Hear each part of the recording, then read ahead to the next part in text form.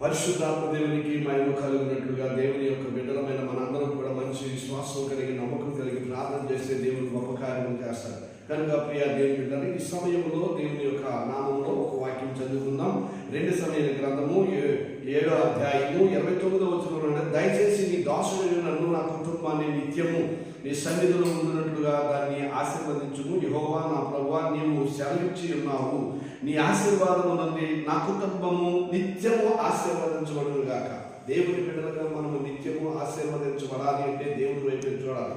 కానీ భక్తుడైన దావీదు, నేనెంతటి వాడిని, నా కుటుంబము యాపాటిని అంటున్నాడు. ప్రియ దేవుని బిడ్డల, కీర్తన 125 కీర్తనలో ఆయన 2వ వచనంలో అన్నాడు, ఇది మొదటి యెరూషలేము చుట్టూ పర్వతం ఉన్నట్లుగా నేను మీకు ఉంటానని చెప్పాడు. కానీ ఇక్కడ దావీదు అంటున్నాడు, దేవా ఇదిగో నా చుట్టూ, నా కుటుంబం చుట్టూ నువ్వు కంచి వేసి కాపుదల దయచున్నాడు. యేసు ప్రభు నామములో ఈ కొద్ది మాట దీవించును గాక. ఆమేన్.